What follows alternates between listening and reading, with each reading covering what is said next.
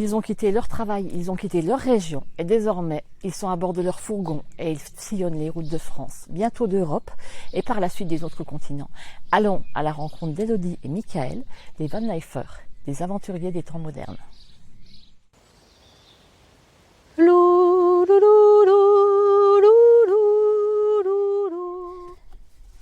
Bonjour à tous, bienvenue sur les rendez-vous de Corinne et Sophie. Donc je suis accompagnée de Michael et Elodie. Donc qui sont-ils? D'où viennent-ils? Ils vont vous raconter leur histoire. Donc ils vont vous raconter qui ils sont. Ce sont des van lifers qui sont digital nomades également. En fait, on s'est rencontrés dans le club privé pour lequel nous faisons de la communication digitale. Donc on va vous expliquer également cette activité. Donc ils vont vous raconter la journée d'un van lifer, ils vont vous raconter comment ils vivent, leurs projets également.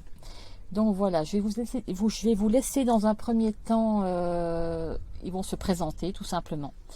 Donc c'est à vous, racontez votre histoire. Galanterie.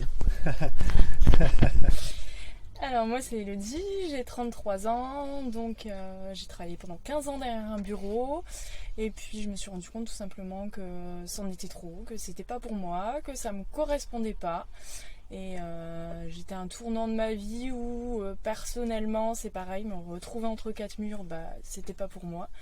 Donc on a fait ce choix de vie nomade et aujourd'hui on a eu l'opportunité d'avoir le job qui va avec. Et ça, c'est du luxe parce que finalement, on a su allier professionnel et personnel. Bon, à mon tour là. À toi. Alors moi, 42 ans. Alors moi, je suis papa de 2 enfants lors d'une première union. Et dans la vie, je suis fonctionnaire de police. Ça fait plus de 20 ans. Mais depuis l'année dernière, donc février 2021, j'ai demandé une rupture conventionnelle et j'ai pris une disponibilité.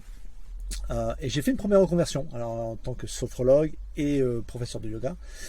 Donc ça c'était en septembre 2021, mais ça n'a pas fonctionné. Alors pour diverses raisons, hein, et dans la région où nous étions, donc la Haute-Savoie, c'était pas encore d'actualité. En plus avec le Covid et tout, c'était très compliqué. Donc, mais c'est pas bien grave puisque justement en début d'année, on a trouvé une opportunité, hein, qui est le club de voyage. Et depuis, donc moi je l'ai rejoint le 1er février et Elodie et Corinne ici présents m'ont rejoint par la suite. Et depuis, on travaille en équipe et puis ça se passe très bien, on en est très heureux. Et on se rencontre pour de vrai. Et on se rend compte pour du vrai, ouais, ça c'est quelque chose. Ça concrétise les choses et ça, humainement, c'est génial. Oui. C'est génial et ça nous permet aussi de comparer nos méthodes de travail, de se voir, de mettre des noms, c'est sûr, mais également de partager des méthodes de travail, parce que Michael me coach régulièrement, puisqu'il est arrivé avant. Et là, du coup, c'est du live, quoi. Je lui dis, Michael, montre-moi ça, montre-moi comment tu fais concrètement dans ton téléphone quand tu fais ça. Parce que le but, c'est vraiment, qu'on évolue tous ensemble. On est chacun notre propre patron, finalement, on est tous entrepreneurs. Mais plutôt que de se concurrencer, le but c'est qu'on s'aide, on s'entraide et qu'on arrive à grimper tous ensemble là où on veut. Selon nos objectifs, on n'a pas tous les mêmes objectifs. Nous, le but, clairement, c'est de pouvoir vivre sur les routes et de bosser d'où on veut. Corinne, c'est prendre une transition par rapport à son métier actuel. Voilà, on n'a pas les mêmes objectifs, mais on a la même ambition, c'est déjà de travailler dans la bonne humeur et ensuite d'évoluer tous ensemble, tout simplement. Tout à fait. Donc, alors moi, comme je disais, j'étais policier, mais pareil, comme Hello, c'était un métier où je ne me retrouvais plus parce que c'était trop prenant. Je travaillais les week-ends, les jours fériés, les nuits. Et finalement, des expériences alors douloureuses, hein, entre la maladie, les décès de proches et autres, ont fait qu'on se rend compte que le temps, c'est ce qu'on a de précieux, avec la santé bien sûr, mais c'est très précieux et finalement on a l'impression de le perdre, hein, notre temps, clairement au boulot. Donc on s'est dit voilà, il faut qu'on trouve une activité. Ça fait 3 ans qu'on y réfléchit quand même, hein. Ça s'est pas fait du jour au lendemain, mais voilà, on a trouvé en début d'année. Et par rapport à la van life, ça fait 2 ans que nous sommes van lifers nomades, enfin peu importe le terme. Et ça, c'est la même chose. On avait d'autres projets qui ont été chamboulés avec la crise sanitaire. Et la van life devait arriver plus tard, elle est arrivée plus tôt, tout simplement. Et on ne fera pas marche en arrière. Non. N'essayez pas de nous vendre vos maisons, on n'en veut pas. On préfère la route, les voyages. Notre terrain, c'est le monde et ça nous va super bien. Et en plus, on n'a pas besoin de l'entretenir, pas besoin de tondeuse. Alors justement, la van life, c'est quoi, Mika? Alors la van life c'est quoi? C'est de pouvoir voyager et découvrir alors la France déjà, qui est un très beau pays et qui est très vaste, avec différents paysages, différentes régions, mais aussi après s'étendre vers l'Europe, peut-être l'Asie, voire l'Afrique, hein. Il est tout à fait possible d'être nomade en Afrique. Mais la van life au jour le jour c'est quoi? C'est trouver des spots nature. Alors nous on est plutôt slow travel, donc c'est-à-dire qu'on se pose dans un coin et on bouge pas tant qu'on n'a pas découvert tout ce qu'il y a autour. Donc ça peut prendre 2 jours, ça peut prendre une semaine, hein, tout dépend. Et le but ça va être ça, c'est de découvrir des coins, des natures plus que ville. C'est plus notre créneau. Et puis la van life tous les jours c'est quoi? C'est se lever à l'heure qu'on veut, ou du moins à l'heure. Plus de réveil. Plus de réveil. Alors ça c'est écouter son corps. Non mais clairement. En fait c'est revivre avec les fonctions primaires, c'est-à-dire je mange quand j'ai faim, je dors quand je suis fatigué, je me réveille donc quand je suis plus fatigué, et c'est ça en fait. On vit au rythme de la nature aussi quelque part, parce que forcément le jour se lève de bonne heure, ça se répercute sur tout finalement, hein. On va certainement dormir plus l'hiver que l'été, et on vit au rythme de la nature et de notre corps surtout. Et on s'écoute, et ça c'est très important. Mais finalement, oui, si un jour on est fatigué, même qu'il fasse beau, hein, on n'ira peut-être pas randonner, alors on fera une petite balade, et on s'écoute en fait. Et ça c'est super important, quoi. C'est super important. Notamment, il n'y a plus de stress, rien de tout ça. Parce qu'on sait bien, alors on a eu des métiers stressants, hein, que ce soit dans les bureaux ou autre. Enfin, c'est pareil, tu as un métier qui est énergivore, mais le fait de pouvoir souffler, de travailler quand on veut, enfin, clairement, il fait beau aujourd'hui, je vais aller me balader, je travaillerai tout à l'heure, c'est pas un problème, quoi. Mais ça, c'est très important. S'écouter, c'est très important. La crise Covid a fait que les mentalités ont changé. Beaucoup de personnes alors nous, on l'a eu avant la prise de conscience par d'autres événements, hein. Mais la crise Covid a fait beaucoup dans ce sens-là. Et on le voit, on rencontre beaucoup de nomades à l'heure actuelle, de van lifers qui se lancent. Et c'est énorme. Ça prend une proportion assez énorme. Et différents profils. Différents profils, bien sûr. Il y a des familles avec des enfants en bas âge, avec des enfants plus grands, des retraités. Après, nous, c'est un choix, hein. On gagnait très bien notre vie, mais on s'y retrouvait plus. Après, d'autres, c'est pas un choix, c'est les faits de la vie qui font qu'ils vivent en van. Mais clairement, j'ai pas vu beaucoup de van lifers malheureux. Hein, Par obligation peut-être, mais... Ceux qui le font par obligation, parce que vous c'est par choix. Nous c'est par choix. Voilà. Nous, c'est par choix. Donc du coup c'est complètement différent en fait. C'est ça. C'est une grosse différence. Et puis le but, déjà on part sur le principe qu'on est minimaliste. Hein, de toute façon on n'a pas d'espace pour stocker, donc on est minimaliste. Et le but c'est finalement d'être le moins possible chez nous et d'être le plus possible dans la nature, d'explorer les montagnes, les forêts, comme on a fait ce matin ensemble par exemple, tu nous as fait découvrir ton coin. Voilà, c'est ça le but. C'est ça le but. Puis en remettre plein là-dedans. Oui, et donc du coup on devient minimaliste, parce que j'imagine que quand on prend cette décision, on peut pas tout emmener. Et non, faut faire des choix. Et encore, je vais revenir sur l'activité, mais justement, on n'a pas de stock. Je prends les VDI qui vendent des parfums, qui vendent des produits ménagers ou autres. Enfin, ils ont des stocks, des cartons, tout ça. Nous, on peut pas se le permettre. On a déjà du mal à casser toutes nos affaires. Ils ont déjà leur propre stock, parce qu'ils doivent, eux, tester leurs produits, mais en plus certains VDI demandent les produits des clients et des futurs clients et tout. Nous c'est les voyages, alors déjà on adore ça. C'est en lien avec nos passions. C'est en lien avec notre passion, et en plus pas de stock, ça c'est important pour nous. On ne pouvait pas se le permettre. Et juste avoir un téléphone pour travailler. On a des panneaux solaires, hein. On gère notre électricité, on est autonome là-dessus, on a des panneaux solaires. En eau, on trouve toujours des sources, et par contre on a une quantité assez restreinte, donc on a appris à être économe, et puis ça, c'est un côté écologique aussi quelque part. Mais du coup voilà, on a juste besoin d'un téléphone et on peut travailler, quoi. Un téléphone, une connexion, et puis c'est tout, quoi. Allons-y, let's go. Internet. Non mais c'est ça. Et puis il faut pas se leurrer, le digital c'est l'avenir. C'est l'avenir. Donc bon, il faut s'y mettre. On n'y était pas, mais on s'y est mis, et puis voilà, on n'a pas de regrets. Oui, parce que petit aparté, vous n'étiez pas adepte des réseaux sociaux. Pas du tout. Et vous ne connaissiez pas en informatique, à part utilisateur pour vos boulots, vous n'étiez pas des... C'est ça, à part les logiciels de travail, de rédaction de nos différents logiciels. Par ça, Oui, Il voilà. faut pas me demander Il n'y a de... pas besoin d'avoir de compétences, hein, je le répète Non, puis on souvent. n'était pas La non question plus, revient souvent. Oui. Non, Ouais. puis enfin, on est trois preuves vivantes là, Oui, trois métiers différents avec trois expériences différentes. Finalement, c'est un nouveau métier pour nous tous et on part tous de zéro. On Ouais. part tous de zéro, mais C'est on a ça. des formations qui nous apprennent tout ça et il suffit de se laisser guider. Donc, quand tu as besoin de quelque chose, tu me le demandes. On te Si moi je demande. sais pas ce qui Ouais. peut arriver, je demande au-dessus de moi. Et il y a toujours quelqu'un. On a une et équipe les autour. messengers d'équipe avec des C'est personnes ça. partout dans le monde. Donc, Donc c'est un travail C'est solo en vrai. équipe. C'est un travail solo en équipe. Ouais. Et ça, c'est très important parce que ça peut faire peur. Ça peut Ouais. faire peur de se lancer dans quelque chose de nouveau, en pensant justement qu'on n'a pas les compétences. Ouais. Mais, enfin, clairement, depuis le début, on a été accompagné, on n'a jamais été seul et on s'est jamais senti seul. Ça aussi, c'est important. très important ça. Et puis voilà, on évolue et on évolue bien. Et on se tire vers le haut. Et on se tire vers l'eau. Ouais, Mm. ouais. Ça, c'est vrai. Et puis au niveau développement personnel, enfin toi qui est aussi là-dedans, c'est dans la continuité, la sophrologie, le yoga, tout ça. C'est enfin le mindset, on s'entraîne et on agrandit nos compétences, la concentration sur une tâche. Enfin c'est énorme parce que finalement c'est dans la continuité. Ouais. La seule différence c'est que moi quand j'ai commencé donc l'auto-entreprise en septembre, j'étais tout seul. Et j'avais personne quand j'avais un coup de mou d'entrepreneur pour me tirer vers le haut. J'avais Hello qui était là pour me soutenir moralement, mais en tant qu'entrepreneur, on n'avait pas la même activité. Que là, finalement, on se tire tous vers le haut. Et je l'expliquais une fois dans Parce la qu'on vidéo. vit la même chose. C'est ça. Et puis on peut chuter, ça arrive, on peut avoir des coups de mou, mais en dessous, c'est qu'on a un matelas et on rebondit grâce à l'équipe et on remonte là-haut, quoi. Et ça, c'est très important. C'est très très important, à mon sens. Ah oui, tout à fait. Non, mais c'est sûr.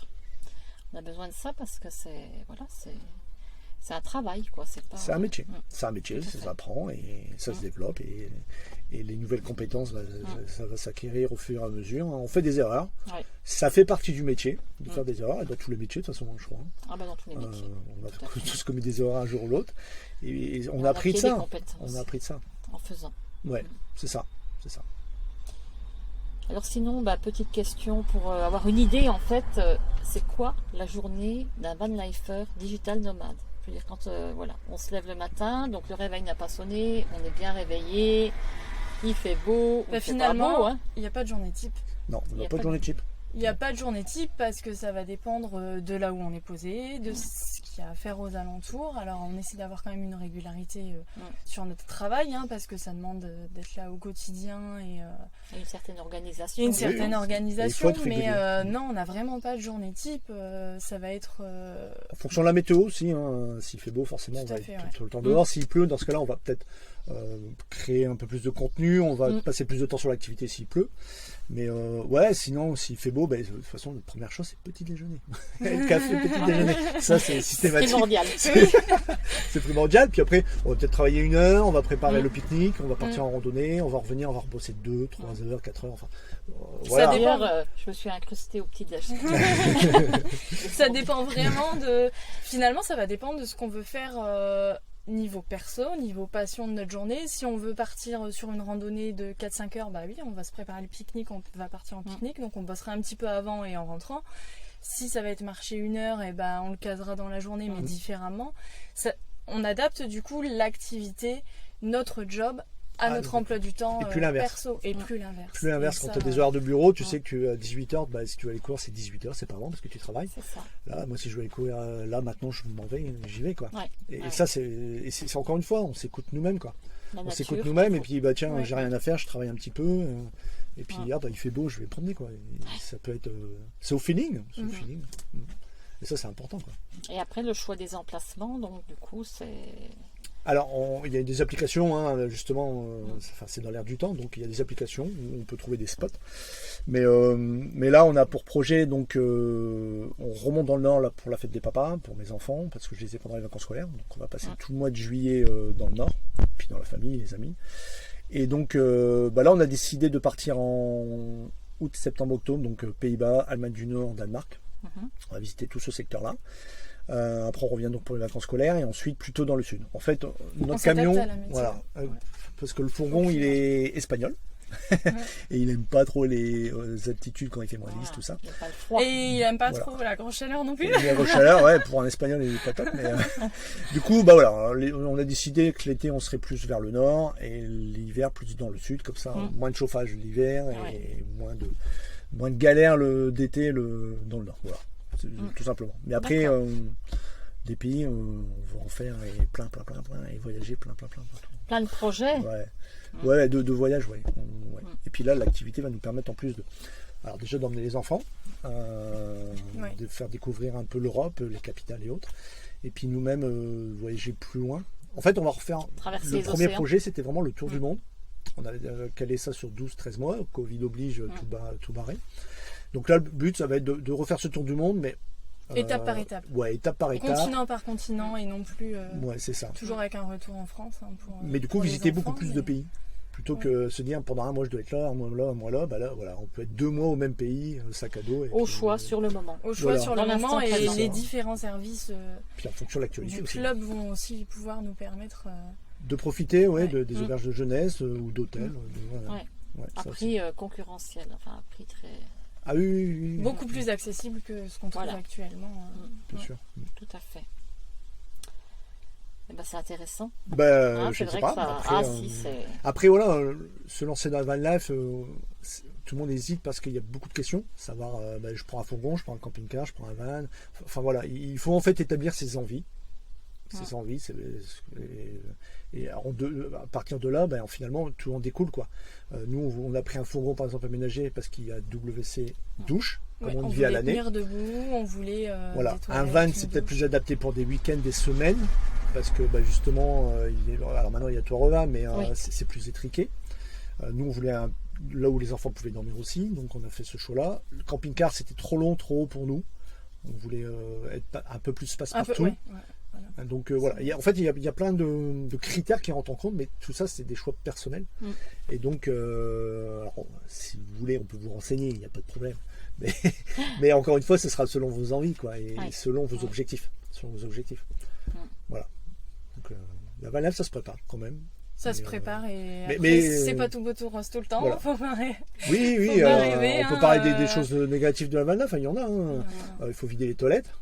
C'est pas glamour, on tire pas qu'une chasse d'eau. Nous, il y a toute une cassette. Non, mais Il faut vider les eaux grises. les eaux grises, donc faut on adapte aussi notre emploi du temps et Voilà. nos spots en fonction de ça parce qu'il faut qu'on trouve. ouais, c'est ça. Oui, parce que sur ces fameuses applications, tu m'as montré de toute manière, tu t'es renseigné sur si tu peux vider, si tu peux Vider récupérer et remplir et aussi, remplir de l'eau, ouais. la cuve d'eau. Si ce qu'il y a quoi en fait à proximité, services, si c'est C'est uniquement ça. un spot, si c'est Puis du réseau. Du coup, nous, il faut du réseau pour travailler. Mais, Ouais. maintenant, ça. si c'est un c'est camping, généralisé. si c'est etc. Ouais, c'est ça, Il y a plein de c'est ça. critères en fait. C'est ça. Donc, on doit aussi adapter notre parcours par rapport à ça. Donc, par exemple, si on passe 3, 4, 5 jours sur un spot et qu'on sait qu'on va à un autre spot, on regarde vraiment ce qui est entre deux pour dire de pouvoir accéder à tous ces services. Après, l'hiver, c'est un peu plus compliqué parce que parfois, ils coupent les robinets pour pas que ça gèle. Donc, il faut trouver les sources d'eau. Même si jusqu'à maintenant, on n'a pas eu trop de soucis. Non. On a réussi toujours On à a toujours trouver, à réussi, se ouais. débrouiller. Mais bon, ça peut arriver. Et donc, tout n'est pas rose. Après, on a un gabarit, on est passe-partout, mais pas partout quand même, il ne faut pas exagérer. Maintenant, il y a beaucoup de barrières dans les villes et tout, donc les 2 mètres, ça passe plus. Donc, on est obligé de trouver, de s'adapter. Mais sinon, ce sentiment de liberté. Oui, j'allais dire les galères. Ça vous a jamais Mais fait douter. et puis Non, c'est minime. jamais. Non, C'est minime. je passe au-dessus parce que on en rigole. Oui. On en Oui, rigole, ça c'est fait des passager. souvenirs et Ouais. Oui, non, oui, tu oui. passes vraiment. Et c'est au-dessus, l'expérience aussi qui fait qu'après, Ouais, il y a nous des ça fait choses 2 ans et ouais. au tout début Il y a un c'est vraiment un tâton au tout début. Mm. Mais plus ça va, plus on est à l'aise Et plus on part loin. et plus on parle loin. Ouais, c'est vrai. C'est ça, on a Ouais, commencé c'est aussi ça, de chez nous. c'est vrai. Donc, Oui, on a commencé chez nous, c'est vrai. Et puis bon, on a une galerie vélo derrière pour se déplacer aux alentours en vélo. on limite des vraiment courses le et tout. déplacement. Quand on est posé à un endroit, on essaie de visiter tout à pied ou en vélo. Et puis pareil pour les courses. Alors pour 2 raisons, économiques, parce Ouais. qu'avec le prix du carburant, Et écologique.